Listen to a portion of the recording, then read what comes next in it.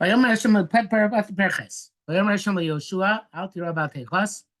Hashem said to Yehoshua, don't worry, and don't be afraid, and don't tremble. Kachim es kol ama milchama. To take with you all the people, the nation of war, in other words, all the army. Don't just send a few people like you did last time. Rise up and go up to Ai. See, I gave into your hands the king of Ai, Bes Amo and his nation, Bes Iro and his city, Bes Artso and his country. So the Malbi explains, he says, I explained their difference already above. Aleph Tes. Let's go take a look and see what he says over there in Aleph Tes.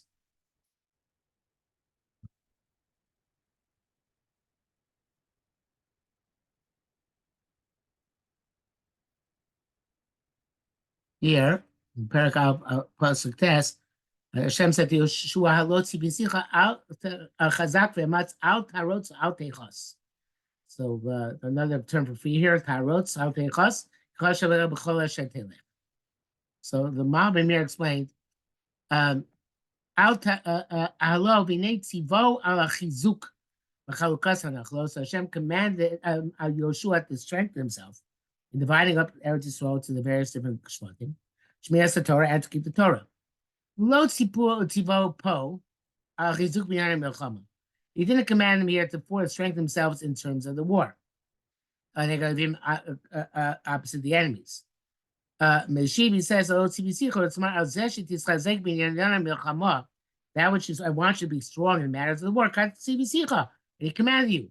It says already in the Torah itself. But Parshas Vayelech, by Tzavis Yehoshua, Vayomer Chazak Vem, Tzavis Yehoshua Yomer Chazak Vem Matz Moshe Rabbeinu, and Be'afah Kodesh Baruch Hu commanded Yehoshua to be strong, and that's Chazak V'ematz, and of courage. Their Chazak, strength, Al Tarotz. That's the neged V'ematz. Shuasmodas Achizuk Belev, Amar Al Techas. So there are two different things here. Al Tarotz means don't be weak. And presumably in our passage, it says Al Tira means also don't be afraid in the sense of even a momentary fear. Neged amatz, which means to be courageous. That means to constantly be in a state of courage. Amar al techas.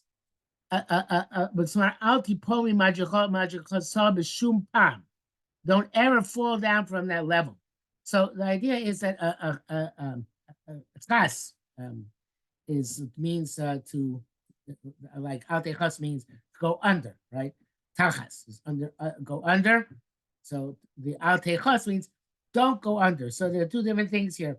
Al tarotz, or al tira, versus al techas means don't be afraid momentarily at this moment, and in the future maintain your courage. Don't fall under. So here, that's evidently that's the Malbim explain wants us to understand over here also Paraches, that when it says here that Hashem says to him,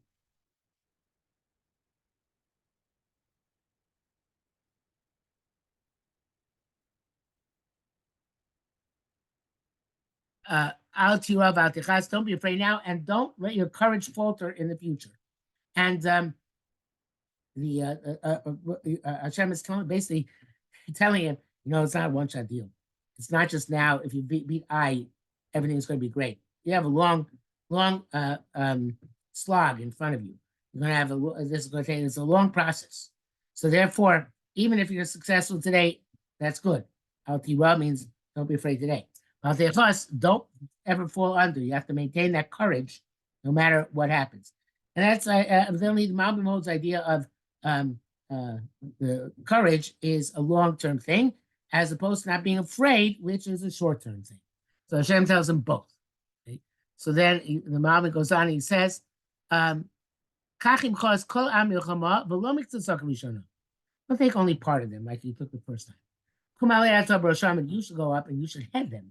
Last time Yehoshua sent the army and he stayed home. And Hashem says, no, that was no good. So why it's a strange language, but it says, I'm going to give you the king of Ai, I'll give you the nation, give you the city, I'm going to give you the land. So the mom explains, why does it say that way? So it says, first, they're going to leave the city. In other words, I'm going to draw out the king and the nation from the city. And they're going to come out to meet you in battle. And then, once they've been defeated, these folks, as he rove as artso, you're going to conquer the city and the land already by an ambush.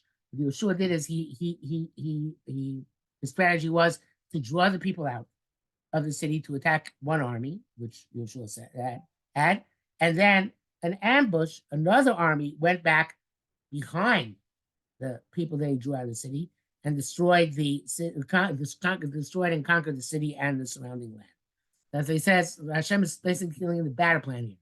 First, we're going to draw them out, and then you're going to go around them, and you're going to conquer the city and the country behind them. Okay, that's so going on to pasuk base.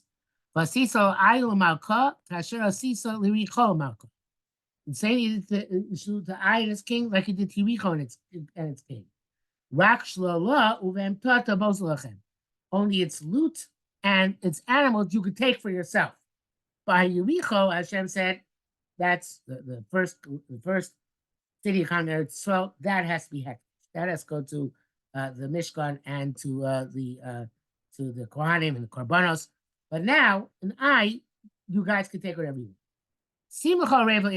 But remember what I'm telling you, put an ambush to the city behind it. So let's be puzzling together here. Vayalchem Yehoshua b'chol ha'am ha'milchama. Yehoshua got up and all the entire army. Lalos Ai to go up to Ai. Vayivchar Yehoshua 30,000 ish giborei achayim v'shechem laila, and he chose out of them 30,000 mighty warriors. And he sent them in the middle of the night. By Tzavos morning, he commanded them, saying, you're going to be an ambush to the city, behind the city. Don't go very far from the city. Stay close. And you will be all prepared. And then continues to give on the rest of the battle plan. But before going, let's go to the Mavi till here. Okay, so he says, you're supposed to burn the city and kill everybody. Rak shlala, just its loot. Shemiricha nasnula tzar Hashem. They give to the treasure of Hashem. Ubamta on the animals. Shamech rimo sam. Where there you seized them and gave them either made a korbanos or gave the kohanim. Atotos lochem. You take for yourselves. Ki po lo yakibush kulonisi. And why is that? Interesting the way the Mami explains.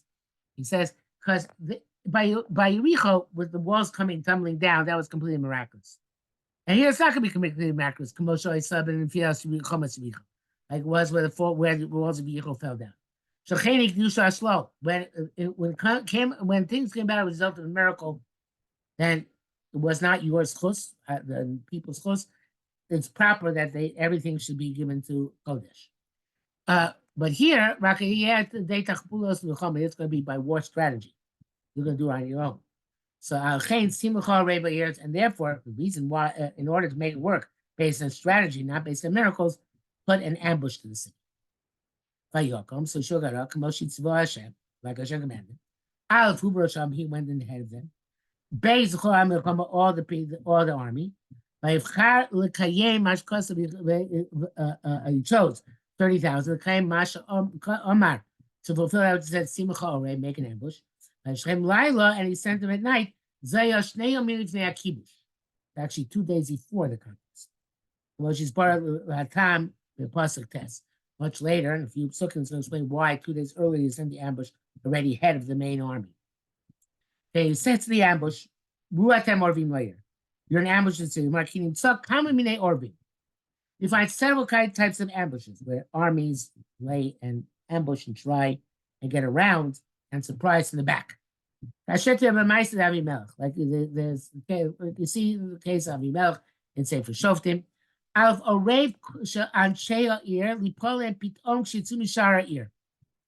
There's an ambush in which you fall on the people of the city all of a sudden when they leave the gate of the city. This type of ambush got to stay in front of the city, not behind it. Hiding with Sachabo Hashar on the side where the gate is.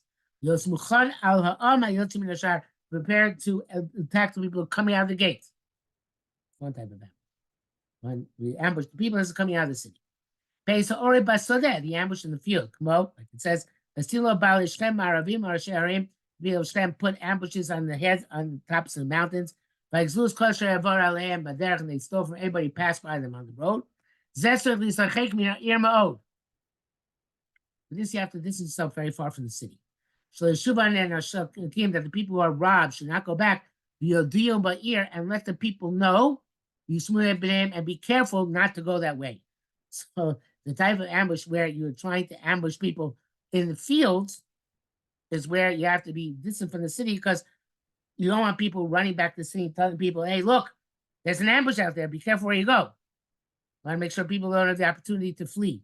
So you want to make sure you're in a place where you can either kill or capture all of them. So you have to be pretty far from the city. So the first ambush, you have to be right next to the city and get them as they come out of the front of the city. Second, I should be far from the city and make sure that nobody goes back and warns people what's going on. Then there's an ambush on both together. Both the people coming out of the city and people in the fields already far from the city. Most, like it says there in Sefer Shoftim, Avimelech, who was one of the was a bad shofet, one of the shoftim, divided up his people into three groups. And two groups lay in ambush on the people who went out to the fields. And one of them stood at the opening gate of the city, by Yeshua, and that's that they shouldn't go back to the city. And under these circumstances, also sometimes there's an ambush behind the city. If the field where a lot of people gather, it's behind the city. Also a place of gathering is far from the city. They're laying ambush there.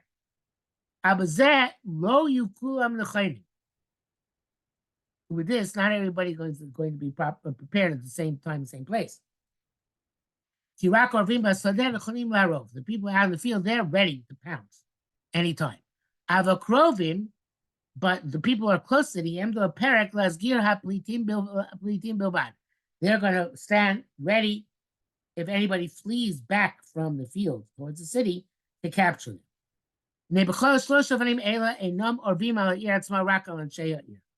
Okay, all these cases, they're not laying an ambush for the city. They're laying ambush for the people from the city. They're laying an ambush at a distance to catch them when they're traveling. They're laying an ambush close by to capture them either when they're leaving the city or on their way back trying to flee into the city. But the city itself, they're not putting an ambush to. Perhaps in case in Shoftim, the city was too strong for them to attack the city itself. But here, by we want to attack the city itself. We need to conquer the city. So how are we going to do that? So, you're putting an ambush to the city. To the city itself alone, and not for the people of the city.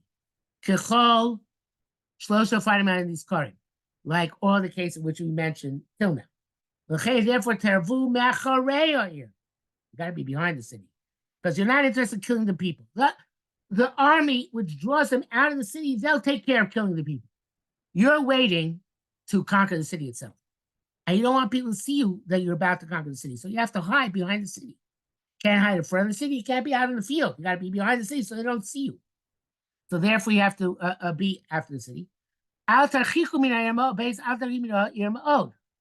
And don't go very far from the city. In other words, if you're there to catch the travelers, as they're traveling from place to place, you can be very far from the city. That's where the best place to catch them, because then they can't flee back to the city. But we want to be able not to capture them, but to capture the city. So therefore, we don't want you to be distant from the city. Be as close to the city as possible. And Gimel, Vayisam Kulchem Nechonim. You have to be ready at the same time. Not like the third case, in which first the people will be caught by the further away, and then they'll flee back to the city, and the second group will catch whoever's fleeing towards the city. So then you divide up, right? To two separate groups of ambushers. one ambush to capture them at a distance, another you capture as they flee back. But here, that's not what we want to do. We want to capture the city. We're not interested in the people. So if we're not going to divide up, we're going to maintain a strong force together to capture the city quickly after the people have left. Okay, and Yehoshua then says in Pasuk K, I'm going to be with the force which comes towards the city. I'm not with the ambush. I'm going to be with the force which comes to the city to draw them out. When they come out towards us, like it was in the first case, Nach, we're going to flee in front of them. What does it mean? Like the first case. I'm going to be opposite those people who go out towards the battlefield. So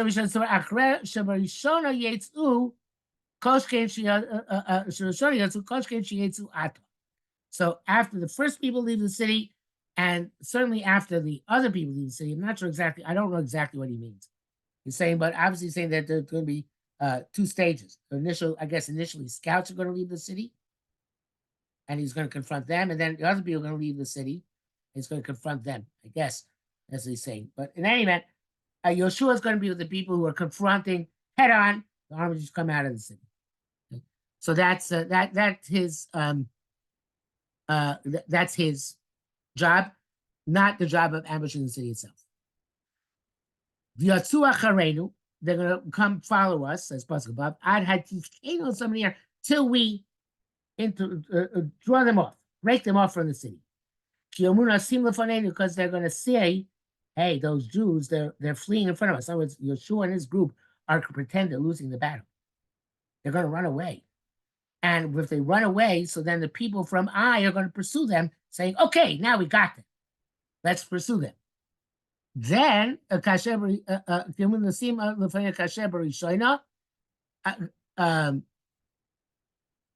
it's what Kasher B'Shona means in the previous passage. B'Shona means like the first time they attacked Ai and they failed. So they're going to come out. What it means in the previous passage, it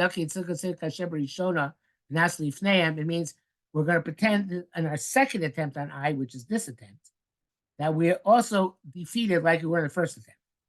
First attempt, they were indeed defeated. People of Ai killed. How many of them did they kill? And they had to run away. They had to retreat. So Yehoshua says this time also, we're going to pretend that we're defeated. We're going to flee the same way you fled the first time. And as he says, they're going to say, the people are going to say, oh, great. They're going to say that they're fleeing from us again. But now leave them and going to flee in front of them. That's what we're going to do in order to lull them into a sense of security and to follow us. Okay, so the Vatem, and then you, Takum Me'arei, we're going to get up from the ambush.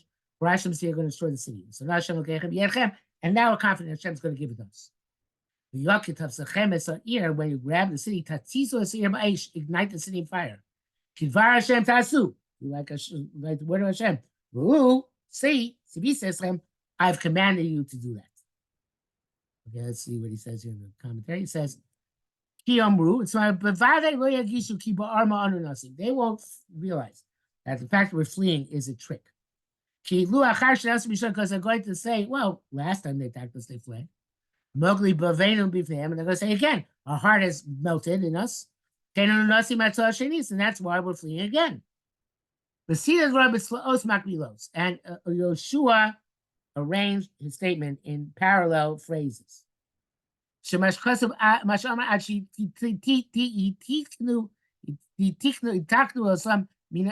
he said. We're going to remove them from the city. Is what's the purpose of responding. He said, we're going to flee in front of them. And that what he said, they're going to say that they're fleeing in front of us. That's they're going to they're going to go after us. So again, we're going to move them to the city. How is that happening? Based on what we said, we're not saying we're going to flee in front of them. And that what you're going to see. That's the reason why they're going to come out, all of them. We're going to leave the city. Normally, if they were smart, they were overconfident to leave some people behind to defend the city. But they're going to be overconfident. They're going to say, well, the Jews must be retreating and fleeing in front of us like they did the first time. Except for they're going to be overconfident. Everybody's going to leave the city. And not going to be anybody left. And it says, and we're going to keep fleeing. We're going to flee far away. In other words, you could say, okay, we're going to flee at a certain point. Now turn around and kill them. No, we're going to flee very far away to the desert. So for the ambush, they have time to ignite the city. And to close off the southern direction. Moshe's bars we're going to see. At Vatem Takum, you're going to rise out. The Ocha and Nusim are still fleeing. Aidesha through Simon Hakidon. You're going to see a sign. Male rave, and someone welcome in front of the place where you're in ambush. So I've actually read that part. Yeah, I did read that. So the Kum male rave. Hashem is here. The Hashem can be at Chem. But you could have okay, and he says that also you have the Kessi also read. Don't say once Hashem allowed us to take its loot, which also Rak Shlov and Tata Bozu Lochem. Taktima Atzil Shlal Tem Tisbu here. So you might say, okay, listen, we'll have to take a loot. So let's take loot before we burn the city. Right? Because it's going to be a lot of loot. If we burn the city, we're going to lose a lot of loot in the fire. So he says that Hashem tells them, yeah, right. So that's the purpose of saying fire is to that people of Ai, the army of Ai is running out of the city, lose heart. They'll feel, where are we going to go back to? Our cause is lost. Even if we win the battle, there's no city to go back to. The city's destroyed. So it's like a year, like just demoralizing them. Demoralizing, right. So that's to say, even though for your benefit, it's better to loot first and then set fire. Right. That's what I was thinking. The looting is right. But for the morale of the people of Ai, this is going to destroy them. Okay. So that's he says that he's saying, be careful, I warned you. In other words, don't do what you might think naturally to do, which is loot first and burn after. No. Burn first, and then any loot which is left, you'll be able to take. Hashem teaches him what Hashem's plan is over here. Okay, I think Pasuk Test is already a long thing, so I think we'll stop here for tonight. And we'll pick up Pasuk Test next time. Since we had a small crowd this time, so maybe I'll try an earlier. The problem is at Mincha Marav. Maybe I'll try it earlier at 6 o'clock next week and see if that works out better for people. Okay. Have a good night. Thank you very much. Thank you. Take so much.